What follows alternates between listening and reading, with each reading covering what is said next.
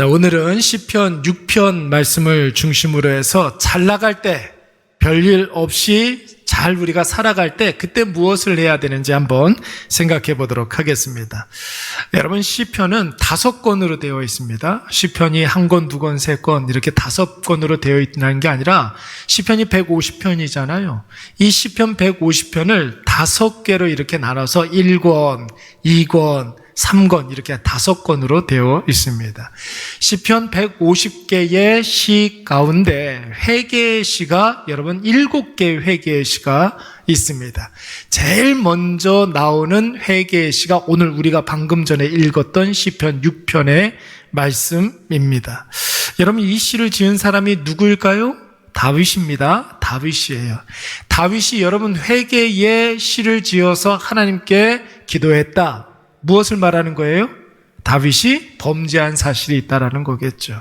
범죄한 이후에 회개하면서 하나님 앞에 기도했던 내용이 오늘 시편 6편의 말씀입니다. 여러분, 시의 내용으로 들어가 보면 다윗이 죄 짓고 난 이후에 경험했던 고통에 대해서 이야기를 하고 있어요. 자, 여러분, 다윗이 죄를 짓고 난 다음에 어떤 고통을 당하게 되었는지 2절 말씀 한번 볼까요? 그의 마음이 그의 영혼이 수척했다고 그랬습니다. 2절 말씀. 내가 수척하였사오니 라고 그랬어요. 수척하였사오니. 이 말은 여러분 그런 걸 말하는 거예요. 풀이 말라 비틀어지는 그런 모습을 말하는 거예요. 생기 있는 풀, 여러분 수분을 많이 흡수한 풀은 여러분 색깔도 너무 좋고, 그렇죠? 그리고 보는 사람들로 하여금 굉장히 좀 뭔가 이렇게 싱그럽게 하잖아요. 기분 좋게 하잖아요. 근데 수분이 공급되지 않은 풀은 여러분 어떻게 됩니까? 말라 비틀어지게 됩니다. 그걸 말하는 거예요. 지금 내가 말라 비틀어졌사오니 이런 것을 이야기합니다. 그리고 또 뭐라고 그랬습니까? 2절 말씀에 나의 뼈가 떨린다고 그랬어요. 뼈가 떨린다. 여러분, 이게 무슨 소리예요? 무슨 소리예요? 이런 걸 경험해 본 적이 있습니까? 저는 아직 젊어가지고 뼈가 떨리는 게 뭔지를 잘 모르겠는데 뼈 마디마디에 고통이 있는 거, 관절이 막 쑤시고 아픈 거, 그게 뼈의 마디마디가 그런 고통이 있다라는 것이에요.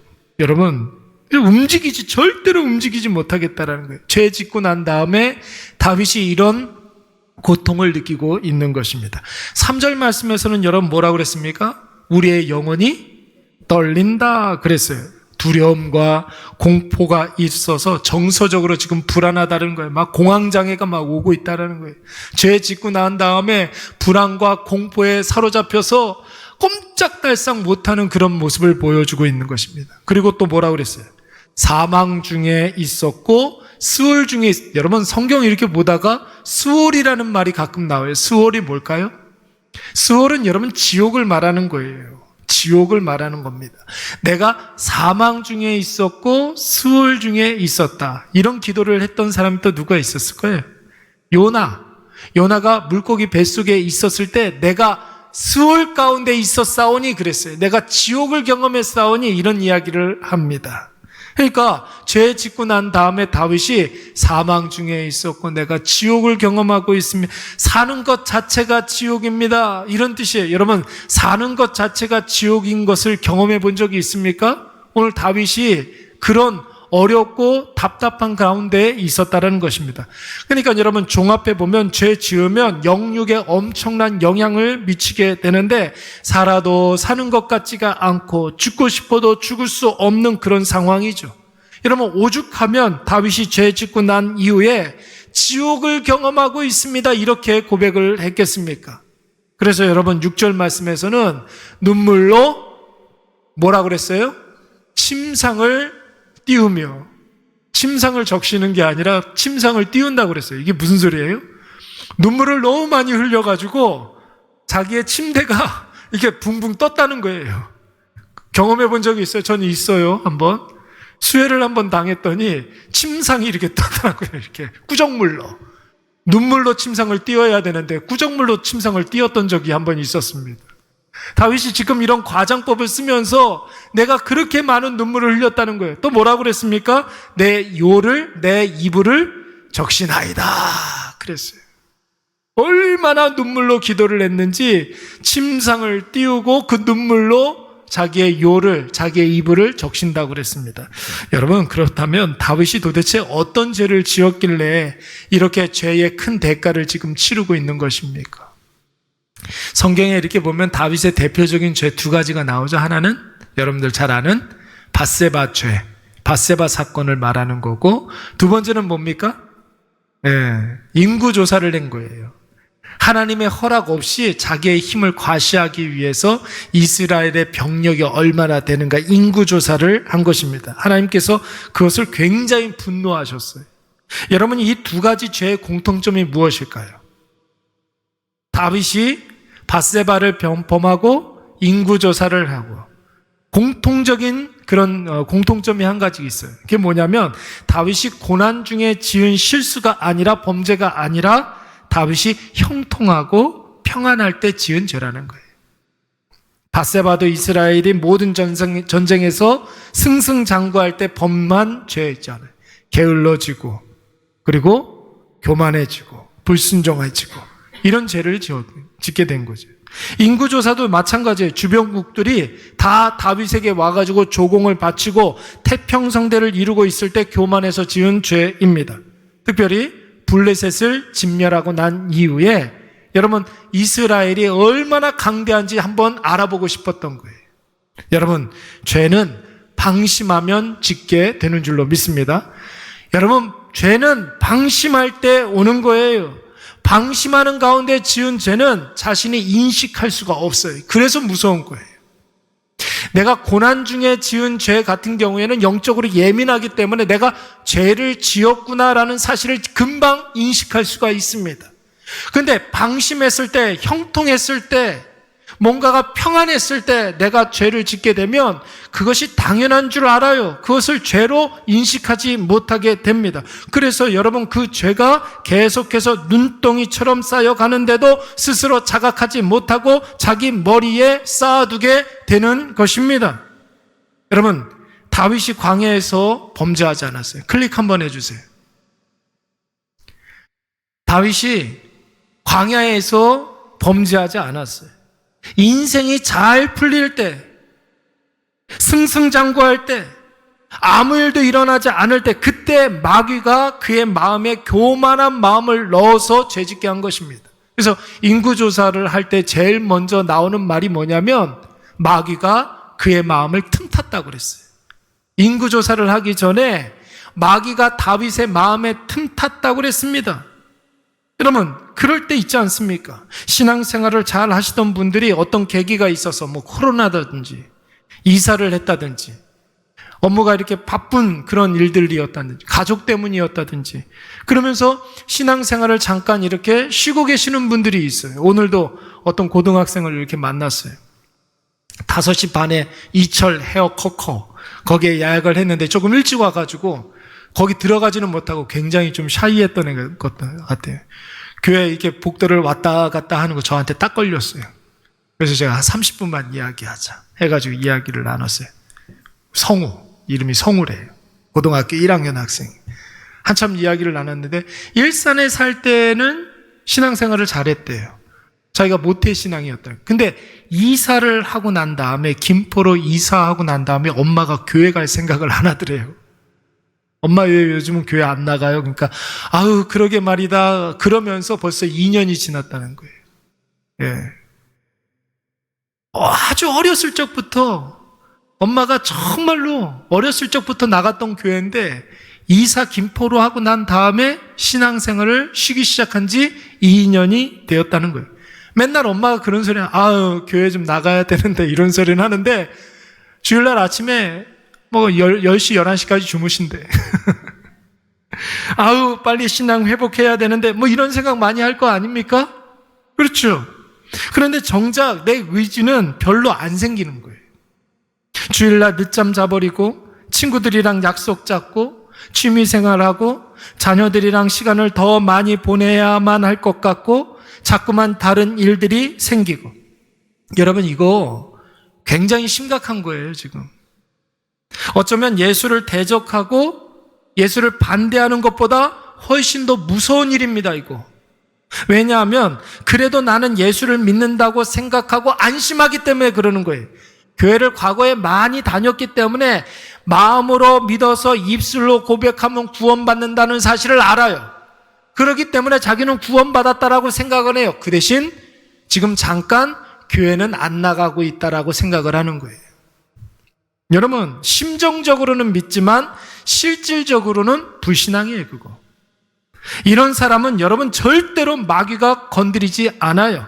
그냥 그대로 내버려 둬도 교회 나갈 생각 안 하기 때문에 냅둬도 되는 사람, 마귀가 안심해도 되는 사람이란 말이에요. 여러분, 예수님이 안심하는 사람이 되어야지 마귀가 안심하는 사람이 되면 되겠습니까? 그렇죠? 하나님이 안심할 수 있는 사람이 되어야지 마귀가 냅둬도 괜찮아 이런 사람이 되면 안 되는 거예요.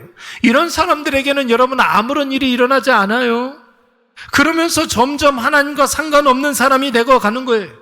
신앙 떠나 있는데 불편한 게 없어요. 이게 바로 여러분 육적인 그리스도인 무늬만 크리스찬, 교회를 나가지 않는데 더 편하고 더 좋아요. 심정적으로는 신자이지만 실질적으로는 불신자예요. 지금 별일이 없습니까? 이럴 때일수록 여러분 기도하지 않으면 죄 짓고 스월에 떨어지게 되는 거예요. 여러분 특별한 근심이 걱정이 없습니까? 그러니까 기도해야죠. 여러분 아무 일도 일어나지 않는 것이 지금 가장 큰 영적인 위기인 줄로 믿습니다. 그렇다면 여러분 우리가 어떻게 기도해야 될까요? 늘 반복해서 말씀을 드리지만 여러분 은혜를 구하는 기도를 드리시기 바랍니다. 은혜를 정말로 절절한 마음으로 은혜를 구하는 기도를 드려야 되는 거예요. 우리 다 같이 2절 말씀 한 번 더 읽어보도록 하겠습니다. 여호와여, 시작. 여호와여, 내가 수척하였사오니 내게 무엇을 베푸소서? 은혜를 베푸소서. 다윗이 죄 짓고 그의 영혼이 수척해지고 그의 영혼이 말라갈 때에 제일 먼저 기도했던 내용이 뭐라고요? 주여 나에게 은혜를 베풀어 주시옵소서. 여러분 평탄하고 모든 일이 잘 풀릴 때 은혜를 구해야 됩니다. 왜 그렇습니까? 은혜를 구하면서 지금 나의 상황이 하나님의 은혜로 된 것임을 인정하고 고백하고 선포하는 일이 필요한 거예요. 여러분 기도하지 않으면 오늘의 나의 평탄함이 나의 나됨으로 인하여서 온 결과물이라고 생각을 하게 되는 거예요. 근데 평탄하고 형통할 때, 잘 나갈 때 기도에 집중하면 그 형통이, 그 평탄함이, 그 잘 나감이 누구에게부터 왔다는 사실을 알까요? 하나님께로부터 왔다라는 사실을 깨닫게 되는 것입니다. 여러분 별일이 없는데 은혜를 구하지 않는다? 여러분 하나님의 돌보심과 점점 멀어지고 있는 거예요. 반대로 여러분 죄짓고 사망의 음침한 골짜기를 걷고 있을 때에도 은혜를 구해야 될 줄로 믿습니다. 내가 살면서 무슨 큰 죄를 지었길래 목사님 자꾸만 저렇게 이야기를 하시는가, 뭐 이런 분들도 계실 터인데 여러분 하나님의 영광에 비추어서 나의 모습을 한번 가만히 생각을 해보십시오. 하나님을 떠나 있는 것도 심각한 죄이고 생각하는 것은 욕심이요 결정하는 것은 교만이요 타인을 대할 때는 거짓되고 음란했으며 군림하려고 들었습니다. 세상에 대해서는 복음을 증거하지 아니하고 주신 사명에 직무유기하고 있습니다. 여러분 이 모든 것들이 다 죄란 말이에요. 여러분 날마다 이러한 죄 가운데 있는 사람들에게 구해야 될 것은 여러분 오직 은혜밖에 없는 줄로 믿습니다. 그래서 우리가 은혜가 필요한 거예요. 그래도 하나님의 자녀로 살 수 있는 것은 은혜인 줄로 믿습니다. 그래도 복된 길 걷고 있으면도 하나님의 은혜인 줄로 믿습니다. 그래도 지금까지 지내온 것도 하나님의 은혜가 아닙니까? 여러분 그 은혜로 살아가야 돼요. 그래서 다윗은 평탄할 때에도 은혜를 구했고 죄 짓고 스월 가운데 있을 때에도 은혜를 구한 줄로 믿습니다. 여러분 은혜를 구한다라는 말이 무슨 뜻이에요? 뭐 여러 가지로 이야기할 수 있겠지만 나는 아무것도 아닙니다. 하나님께 모든 것을 맡깁니다. 이런 뜻이 있는 거예요. 은혜를 구한다는 게 무슨 뜻이라고요? 하나님께 모든 것을 맡긴다라는 뜻이 있습니다. 다윗이 인구조사를 한 이후에 하나님께서 갓 선지자를 통해서 3가지 징계 중에 한 가지를 선택하라고 말씀하셨습니다. 3년 동안 징계를 선택할래? 아니면 석 달 동안 전쟁에서 패하는 것을 선택할래? 3일 동안 전염병 도는 것을 선택할래? 여러분, 이 세 가지 선택지를 주셨습니다. 다윗이 무엇을 선택했습니까? 여러분 같으면 무엇을 선택하시겠습니까? 3년 전염병, 석 달 전쟁에 나가서 패배, 3일 전염병, 3년 기근이죠. 3년 동안 기근. 여러분, 뭐를 선택하시겠습니까? 뭘 선택하시겠어요? 그래도 짧게 징계를 받자 해가지고 3일 전염병 이렇게 선택하시는 분들이 많이 있을 것 같은데, 다윗도 여러분 3일 전염병을 선택했어요. 그런데 여러분, 좀 짧게 매를 맞자 이런 뜻이 아니었어요. 여러분, 나머지는 다른 것보다도 사람에게 자기 자신을 맡기는 것이 아니라 하나님께 맡긴다는 거예요. 전염병, 하나님께 맡길 수밖에 없는 것, 사람에게 패하는 것보다 하나님께 내 모든 것들을 맡긴다라는 뜻이었습니다. 사랑하는 여러분, 다윗이 죄짓고 사망 중에 수호를 경험했다고 하지 않았습니까? 여러분, 지옥은 어떤 곳일까요? 여러분, 한번 생각을 해보세요. 지옥은 어떤 곳이었을까요? 지옥은 딱 한 가지가 없어서 지옥인 거예요. 뭐가 없을까요? 지옥은 여러분 딱 한 가지가 없어서 지옥이에요. 하나님의 은혜가 없는 곳이 바로 지옥입니다. 지금도 혹시 우리 가운데 은혜를 구하지도 않고 받지도 못하고 은혜와 상관없이 살아가고 있는 분이 있다면 그분은 지금 수호를 경험하고 있는 거예요. 예수님도 여러분 지옥을 경험하지 않았습니까? 우리 대신 죽으셨다라는 것은 여러분 그냥 우리의 육신의 목숨이 깨꼬닥하고 죽고 끝난 것이 아니에요. 여러분, 예수님의 죽음은 우리가 당하는 영적인 죽음까지도 포함된 이야기입니다. 여러분, 죄 짓고 죽으면 어디 간다고요? 지옥 간다고요. 예수님께서 우리의 죄를 위해서 대신 죽으셨잖아요. 그래서 예수님께서도 지옥까지 내려가신 것입니다. 여러분, 십자가상에서 예수님이 죽으실 때 하나님이 예수님을 외면하셨어요. 그게 바로 지옥이에요. 은혜가 없는 곳이 지옥입니다. 그래서 여러분, 예수님께서 뭐라고 말씀하셨습니까? 마지막 하나님의 은혜가 단절된 그 상황 가운데, 지옥을 경험하는 그 상황 가운데 시편 22편의 말씀을 인용하지 않았습니까? 엘리 엘리 라마 사박다니, 아버지요 아버지요 어찌하여 나를 버리시나이까. 하나님의 은혜가 끊겨 있는 그곳이 바로 지옥이었던 것입니다. 우리가 지금까지 살아온 것 다 하나님의 은혜입니다. 믿는 사람에게도 하나님께서 은혜를 주시지만 믿지 않는 사람들에게도 여러분 특별한 일반 은총을 허락해 주세요. 일반 은총이라는 것이 무엇입니까?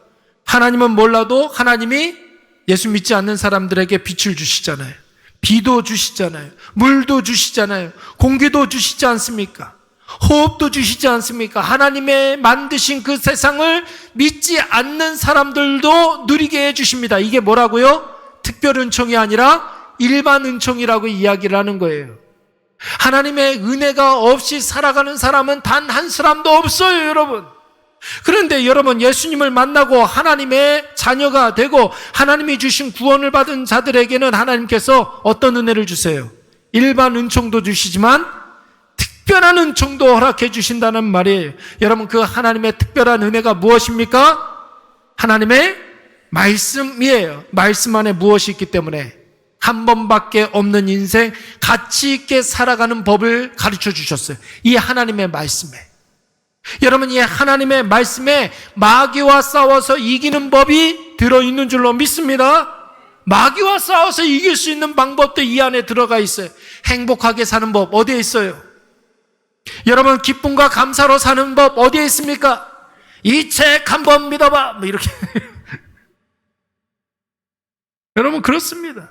하나님께서 이 말씀을 주심으로 말미암아 우리의 인생을 가치 있게 만드시고 마귀와 싸워 이기게 하시며 행복하게 살 수 있는 방법, 기쁨과 감사로 살아갈 수 있는 방법을 우리에게 허락해 주신 거예요. 그러니까 여러분, 이 하나님의 말씀, 이 성경책은 여러분 지도책이에요. 보물섬으로 가는 지도책.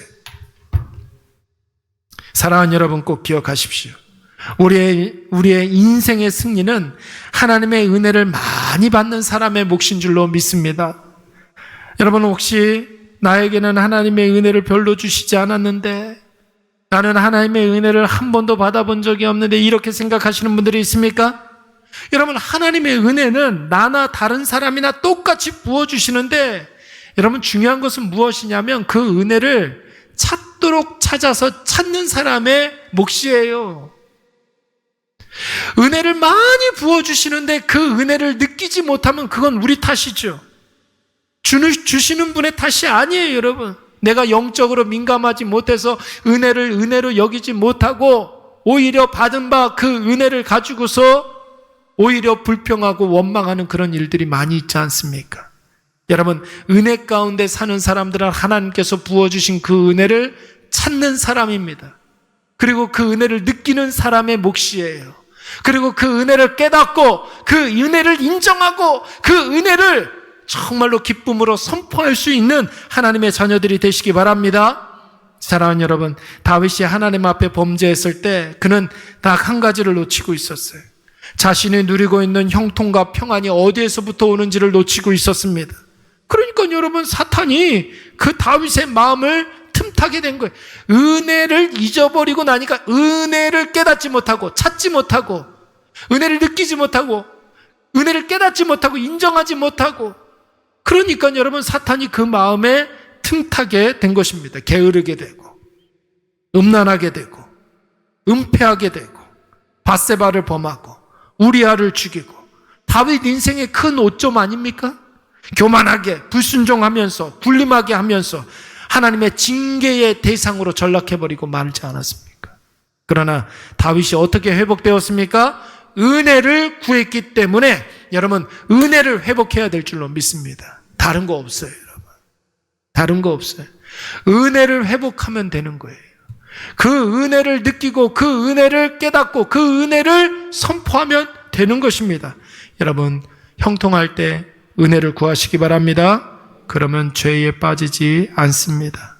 죄 짓고 사망의 고통을 경험할 때에도 은혜를 구하시기 바랍니다. 그러면 회복될 줄로 믿습니다. 우리